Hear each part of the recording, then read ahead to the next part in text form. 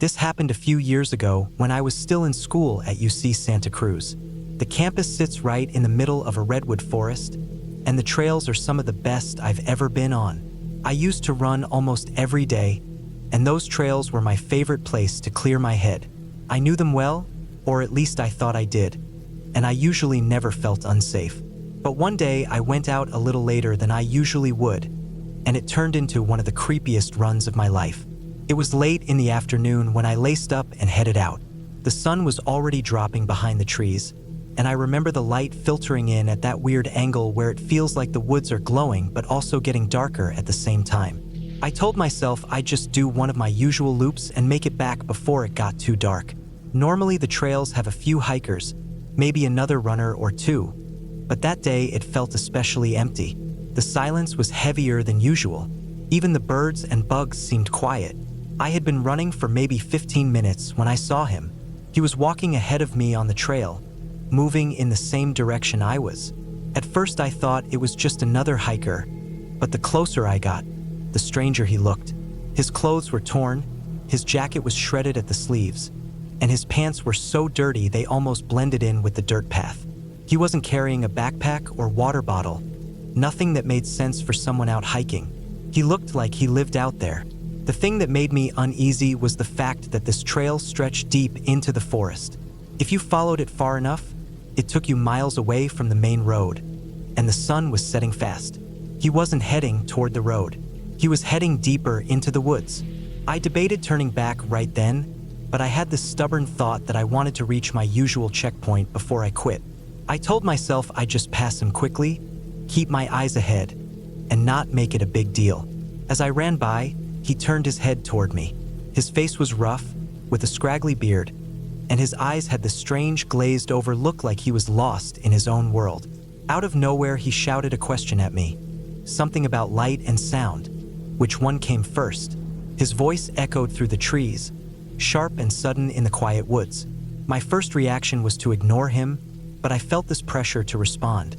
So I just threw out an answer without looking back and kept running. I heard him say something else after, his voice dropping into muttering, but I didn't catch it. I reached my turnaround spot and paused for a moment, but my chest was tight, not from the run, but from nerves. The idea of having to pass him again on the way back made me uneasy. The sun was gone now, and the forest had that dim, shadowy look where you could see the path, but everything off the sides was just blackness between the trees.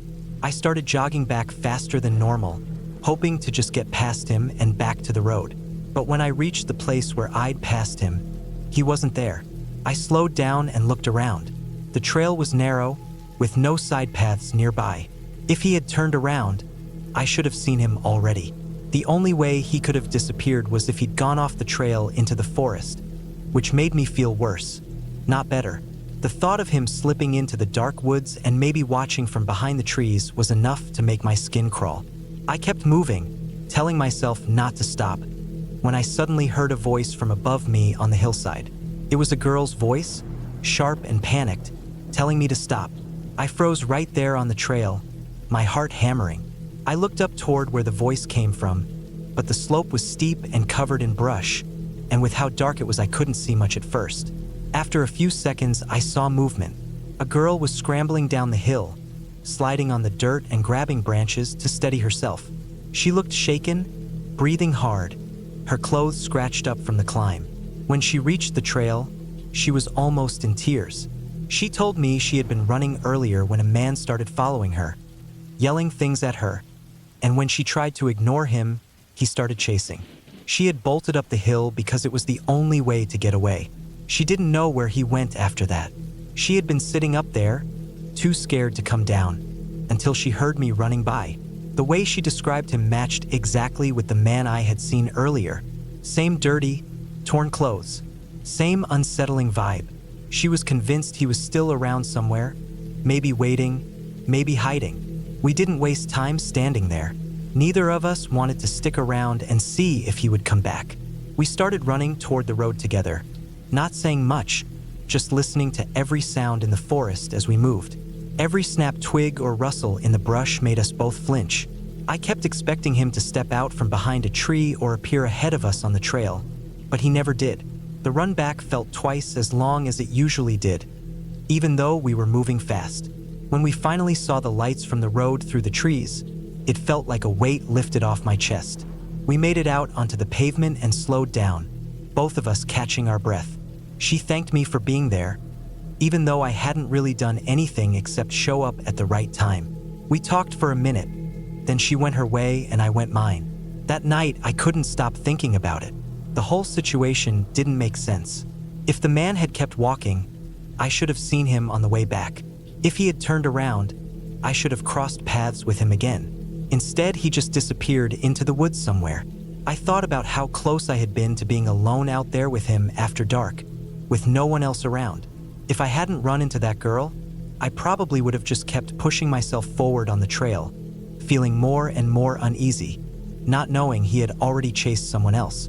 I never went back on that trail after dark again. Honestly, I avoided most of the isolated ones after that. During the day, with plenty of people around, I felt fine, but once the sun started going down, I stuck to the main paths closer to campus. I heard other stories while I was there about people living in the woods, students who dropped out and never left, people who just set up camps deep in the redwoods. Some of it sounded like rumor, but after that night, I didn't doubt it could be true. The strangest part is that nothing ever came of it. I never heard about anyone being arrested, never saw anything in the campus safety reports. It was just one of those things that happened, then disappeared, like it never existed outside of our memory. But the details stayed with me. The look of his clothes, the sound of his voice, the way the girl's face looked when she climbed down the hill. I can still see all of it clearly, and the thought that unsettles me most is how quickly it could have gone differently. If I had left a little later, I might have been the one he decided to follow. If the girl hadn't yelled down to me, I might not have known he was even dangerous until it was too late. We got lucky, both of us, but I don't like thinking about what might have happened if luck hadn't been on our side. After that night, I understood just how easy it is to vanish in those woods, and how little it would take for no one to know where you went.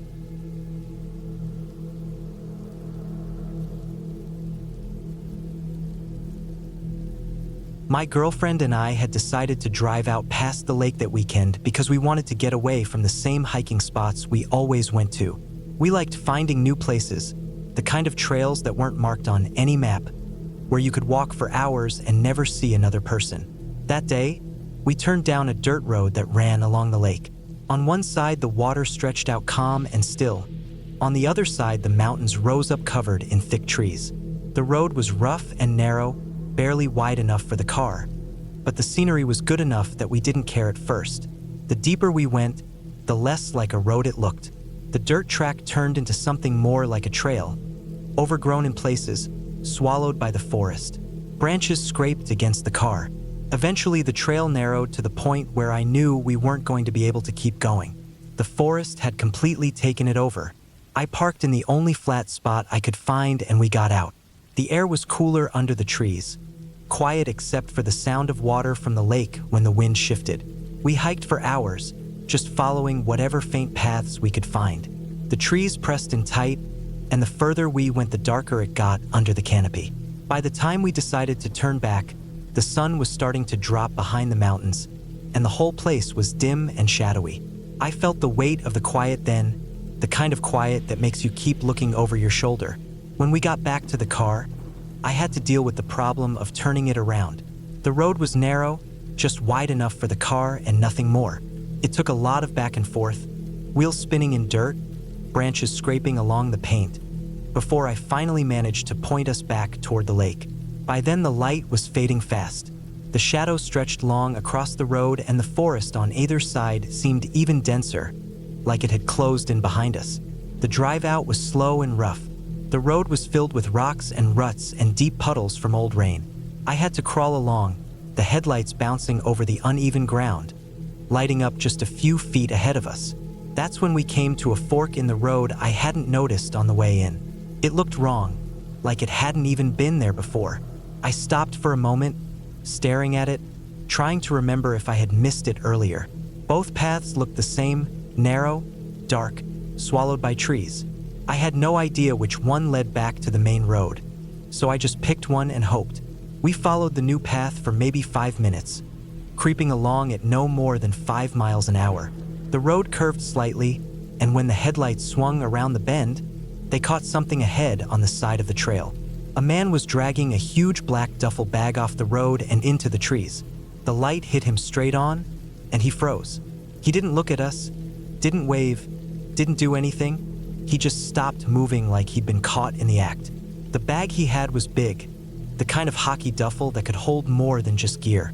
The sight of him standing there in the beams of our lights made the hair on the back of my neck go up. I couldn't speed up because of the road, so driving past him felt endless, like we were crawling along in slow motion.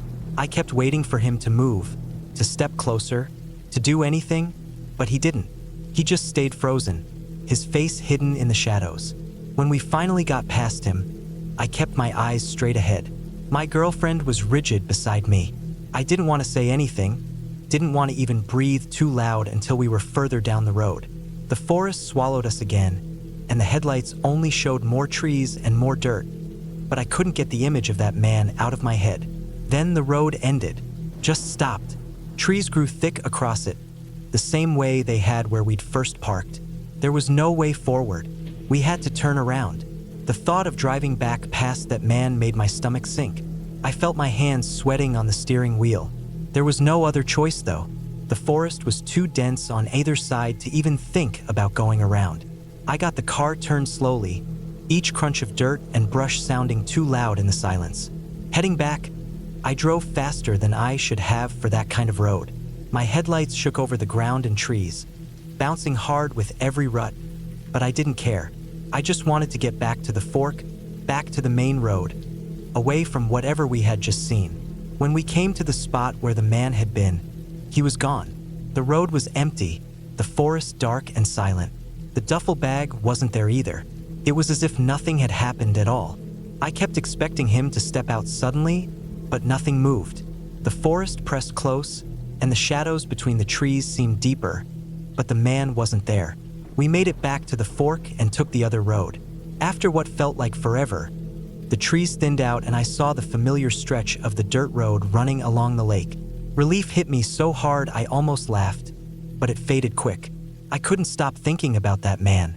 The strangest part was the isolation. We had driven that road both ways, as far as it went, and there hadn't been any pull-offs or side paths. Not a single vehicle in sight. We were miles from anything, maybe 50 miles in either direction. There was no way a person could have gotten there with a bag like that unless they had walked an impossible distance. And if he had walked, where was he going? There was nothing out there but mountains, forest, and water. I kept replaying it in my head. The way he froze in the headlights, the way he didn't move, not even a twitch. The size of the bag, heavy-looking, awkward, human-sized. The fact that it was gone when we came back through. I couldn't shake the feeling that we had seen something we weren't meant to. By the time we finally reached the paved road and the small town miles down from the lake, it was full dark. Streetlights and buildings felt almost unreal after the silence of the forest. I pulled over at a gas station just to breathe for a minute. The bright fluorescent lights buzzing overhead, cars passing on the highway like normal life was still going on. My girlfriend didn't want to talk about it, and I understood. There wasn't much to say anyway. We both knew what we had seen. To this day, the questions still eat at me. How did he get there? Why was he dragging that bag into the woods? What was in it? Every time I think about it, I realize we'll never have an answer. We just happened to be there at the wrong time, driving slow enough to catch a glimpse of something we weren't supposed to see. And the scariest part isn't the bag or the man. It's the silence of the forest closing in around him, swallowing the road, leaving no trace that he was ever there.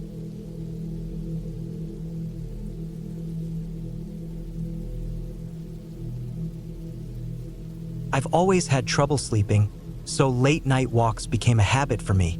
It was one of those things that started as a way to calm my head down and burn off some restless energy, but after a while it just became normal. I'd leave the house long after most of the neighborhood was asleep, sometimes past midnight, and just wander. There was something about the empty streets and the quietness of everything that made it easier to think. That night, though, the one that I still remember clearly months later, things went different. It was around 1:30 in the morning when I left my house. I remember because I checked the microwave clock on my way out the kitchen door. The air outside was cool, not freezing, but cold enough that I could see faint puffs of my breath when I exhaled. The streets were empty like they usually were at that hour. A couple of streetlights flickered here and there, casting weak yellow light onto the sidewalks. The kind of atmosphere that makes you feel like the entire town belongs to you, because no one else is around to remind you it doesn't. I didn't have a set path in mind. I usually never did. I just walked where I felt like going. That night, I cut across a few blocks, wandered past the closed gas station with its bright fluorescent lights buzzing loudly in the silence, and then went down a residential street lined with older houses. By the time it hit about 2 a.m., I figured I should start heading back. My legs were starting to get that heavy, tired feeling, and even though I was used to being awake at odd hours, I knew I'd regret staying out too long. It was on the way back that I first saw the van. At first, it didn't mean anything to me. A black van, creeping slowly down the street. Nothing out of the ordinary really, except for the fact that it was late and I wasn't used to seeing any traffic at all. I glanced at it, noticed the dull headlights, and kept walking. But then it passed me again. This time I was sure it slowed down a little as it went by. I couldn't tell if it was the exact same van, but it felt like it was. Something about it stuck in my mind, like when you see someone twice in the same place and it makes you pay more attention. By the third time, I knew it was the same one. The thing that confirmed it was that I finally noticed it didn't have license plates.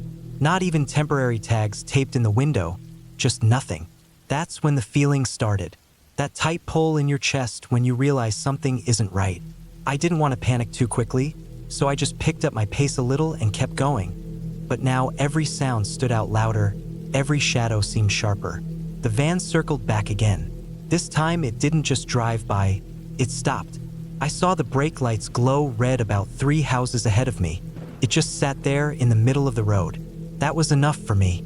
I turned around without even trying to hide it and started walking back the other way, faster than before. My heart was pounding so hard I could feel it in my throat. I cut across a side street, then another. I didn't even care if it made sense. I just wanted to break the pattern, to put more distance between me and that van. The streets felt like a maze. Houses looked the same, fences lined the sidewalks, but I knew the area well enough to keep moving without getting lost. I crossed through one yard, my shoes crunching on gravel, and came out onto another street. For a second, I thought I'd lost it. Then I heard the low hum of an engine. I ducked down, crouching behind a wooden fence at the edge of someone's property, and tried to breathe quietly. Sure enough, the van rolled past again, slower than before, like whoever was driving was scanning the sidewalks. I could see just enough of the road through the gaps in the fence to confirm it. The headlights brushed across the houses, across the pavement, and then they were gone. I stayed crouched there, pressed against the cold wood, and waited. Time stretched in that backyard. My legs cramped from squatting, my ears strained to catch every little noise. I kept thinking I heard footsteps, doors opening, but every time it was just the wind or a branch moving. The worst part was not knowing who was in that van, not knowing what they wanted, not knowing if they'd actually gone or were just circling slower and waiting for me to come back out. I stayed hidden for what felt like forever, though when I checked my phone later it was about 20 minutes. Long enough for my nerves to fray and for my body to feel stiff from crouching. Finally, I decided I had to make a move. If they were still out there, staying in one place wasn't going to help me.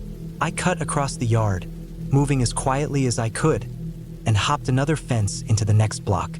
I stuck to the darker side streets, avoiding the main road, and made my way back toward my house. By the time I reached my street, my throat was dry, my hands shaking a little. I didn't want to risk walking up the driveway where I'd be in the open, so I cut through the side yard, climbed over the low fence into my own backyard, and slid open the window I had left unlocked. I didn't care about being quiet anymore. I practically dove inside, pulled the window shut behind me, and sat there in the dark of my room listening for any sound of that engine. Nothing came.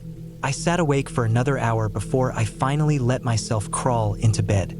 Even then, I kept replaying it in my head. The way the van slowed, the way it stopped. It didn't feel random. It felt deliberate, like they were trying to figure out what I'd do. If I hadn't noticed the missing plates, if I had just kept walking, maybe it would have been different. I don't know. For weeks afterward, I didn't go on my late night walks. I'd look out my window and imagine that van parked at the end of the street, waiting. Even now, I still walk sometimes, but not as often and never without keeping an eye out. The streets feel different to me after that night. Before it felt like I was alone in a quiet town. Now it feels like someone else could be out there too, watching from the dark, waiting for someone to be careless enough to think they're safe. That night changed how I see the place I grew up in. It reminded me that just because the streets are empty, it doesn't mean you're alone.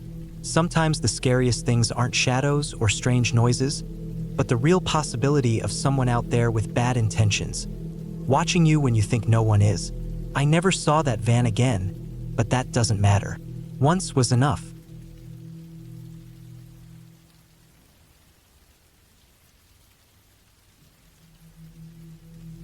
We had decided to head deep into Colorado for a long weekend. It wasn't really hiking in the traditional sense, more like car camping, but we wanted to be as far away from people as possible. The whole point was to disconnect, to sit by a fire, drink, talk, and stare at the stars without headlights or campground noise. We ended up picking a spot on BLM land, miles down a Forest Service road that seemed to go on forever. It took almost an hour and a half of slow, dusty driving to get there, bouncing over ruts, climbing switchbacks, and weaving through stands of pines and aspens. The deeper we went, the more isolated it felt. By the time we picked a place to stop, the silence felt heavy, like the woods were pressing in on all sides. There were 8 of us total, split across 3 cars. We parked the vehicles about 30 yards from where we built our fire and pitched the tents. The spot itself was perfect, flat ground, a little clearing ringed with trees, and a view of the distant ridges where the sun was starting to dip. We set up camp, gathered wood, cooked dinner, and by the time the food was gone, it was just getting dark. That early mountain dusk fell fast, and soon the fire was the only real light besides a thin slice of moon. I remember standing up after eating, brushing ash off my pants, and saying I was going to grab something from the car before heading to the tent. A couple others came with me, walking across the clearing. That's when the mood changed completely. The second we got close enough, I saw it. The front right tire on my car sagging, completely flat, rubber shredded like someone had dragged a knife down it. For a split second I thought maybe I'd hit something sharp on the road in, maybe a rock or piece of metal, but then I saw the same thing on the other 2 cars. All 3 of them had their front right tires cut in the exact same way, slashed clean through on the sidewall. It wasn't random, it wasn't an accident. It was done on purpose. At first, everyone's reaction was to laugh nervously, like it had to be a prank. Maybe someone from the group slipped away and did it while the rest of us were around the fire. But that idea fell apart almost instantly. We had all been together, all within sight of each other, cooking, talking, gathering wood. Nobody had gone off long enough to do something like that. And even if they had, what would be the point? This wasn't just letting air out of a tire. This was crippling 3 vehicles in the middle of nowhere, with no spare cell service, hours from town. That realization sank in quickly, and the mood shifted from joking to outright panic. My stomach dropped, and I could feel the hair on the back of my neck stand up.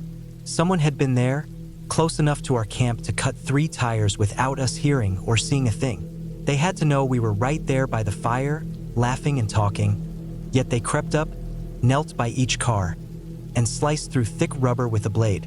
That meant they were watching us. Maybe they still were. It's hard to describe how quiet the woods felt after that. I became aware of every sound, the crackling of the fire behind me, the faint rustle of wind in the trees, my own breathing. No engines, no distant voices, no headlights miles away on the Forest Service road. If there had been a car coming, you would have noticed it from far off. The road was dusty, and noise carried in the still night. Whoever did this had come on foot, or maybe they'd parked far down and hiked in. Either way, they were out there in the dark, probably watching us panic. We checked the damage more closely, shining headlamps on the tires. The cuts were deliberate, each one in the same spot, almost identical. It wasn't something sharp on the road. It was a knife, maybe a box cutter. Clean slices that left no doubt. That's when the real fear hit. My hands shook when I pulled my own spare out, and the others were no better. We had spares, yes, but the thought of kneeling down in the dark with our backs turned while someone out there had a blade made my chest tighten. One of the guys had brought a pistol, and he stood with it drawn while the rest of us scrambled. The fire seemed too far away, the tree line too close. Every headlamp beam caught branches, shadows, the edges of the clearing, and every flicker looked like movement. I kept expecting someone to burst out of the woods, but nothing came. The silence was somehow worse. Changing the tires felt like it took forever. My hands fumbled with the lug nuts, slick with sweat even in the cool mountain air. Every sound of the jack creaking or the wrench clanking echoed too loudly, like it would draw attention. The guy with the gun paced slowly, scanning the dark, and I could feel the unease roll off everyone else. Nobody talked. Nobody even whispered. All I could think about was how exposed we were, how easy it would have been for someone to step out of the trees with the same knife and do more than just slash rubber. Eventually, though, the spares were on, the ruined tires loaded into the backs of the cars. We didn't even check twice. As soon as the last one was tightened, everyone piled in. We didn't bother packing the camp. Tents, chairs, food, everything stayed behind. Engines roared to life, headlights cut through the dark, and we pulled out in a line. Nobody said anything on the drive back, not a single word. That road out felt longer than it had going in. Every bend seemed like it would reveal something, someone standing there waiting. My eyes stayed glued to the mirrors, expecting to see a set of headlights behind us, but there was nothing, just dust, blackness, and the occasional flash of eyes from animals in the brush. When we finally hit the highway, the relief was overwhelming, but it didn't erase the fear. We pulled over as soon as we had service and called the cops, gave them the coordinates, explained what happened. They told us we'd done the right thing by leaving, that it was good we had been armed, and that there wasn't much else they could do besides make a note of it. Out there, so deep in the forest, they said it could have been anyone. A drifter, a squatter, some local who didn't want people on their spot, even though it was public land. We'd never know. To this day, I think about how close it felt. The way those cuts were so neat, so deliberate, made it clear it wasn't random. Whoever did it was right there, crouched by the cars while we sat just a few yards away. They had the nerve and patience to wait until our guard was down, and they wanted us stranded. Maybe they planned to come back later when we were sleeping. Maybe the sight of us discovering the damage ruined whatever they had in mind. The thought of it still makes me feel sick. We never went back to that area. I don't think any of us could. Every time I camp now, I park close, I check my tires, and I don't stop looking at the tree line. That night taught me that the scariest thing out there isn't bears or storms or getting lost. It's the thought of another person, hidden just beyond the firelight, waiting and watching, ready to do harm. And knowing they were there once means they could always be there again.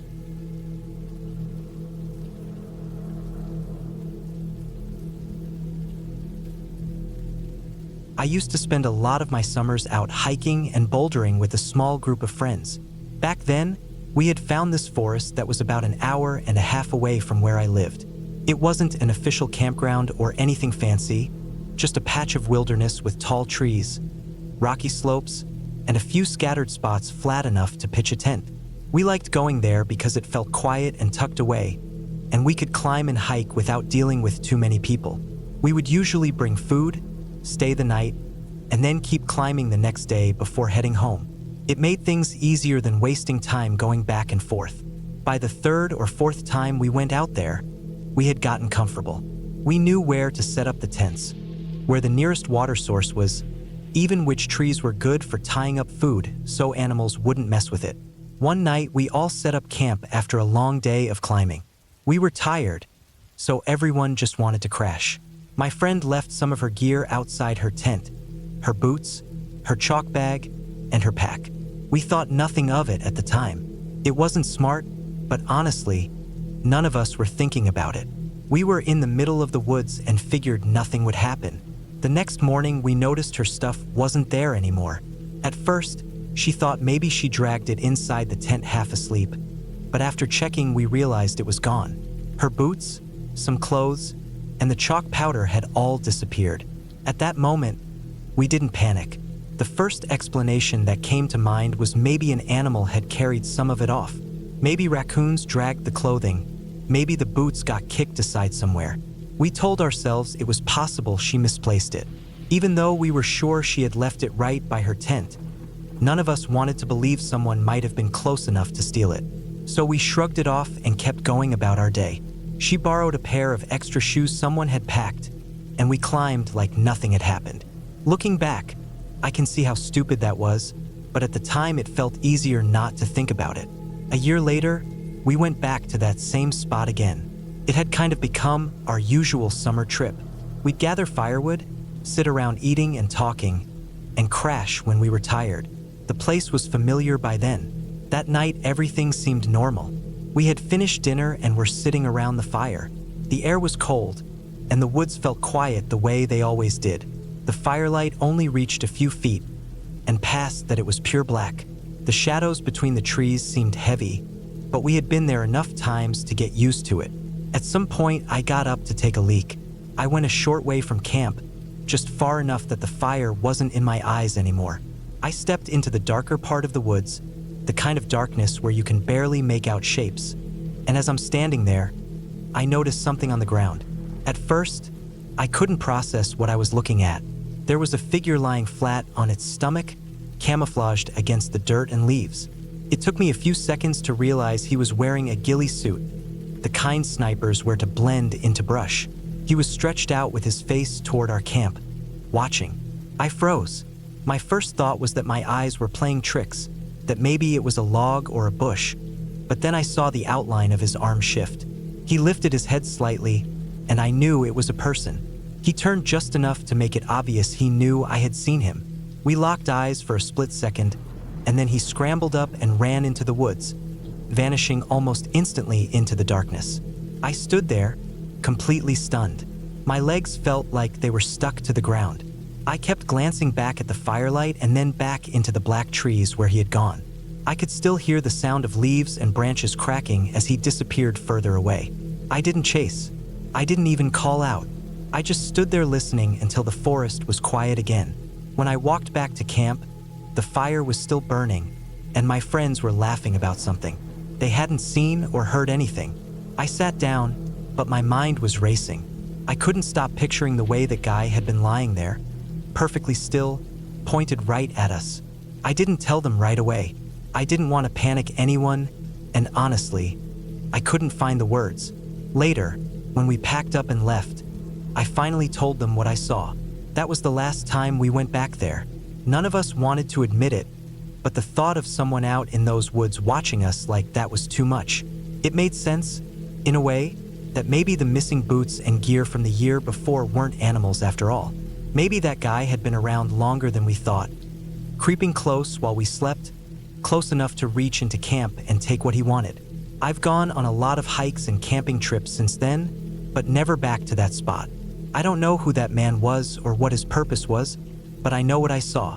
He was out there, lying in the dirt, waiting. And the worst part is knowing how easy it was for him to be that close without us noticing. One step into the shadows and we would have never known. The forest still sticks in my memory, but not the climbing or the campfires or the fun parts. What stays with me is the image of that man in the ghillie suit, flat on the ground, his head turned toward us, completely silent. The thought that he might have been there on other nights too, while we slept only a few feet away, is something I can't shake. That was the moment I realized how vulnerable we really were out there, and why I'll never camp in that forest again.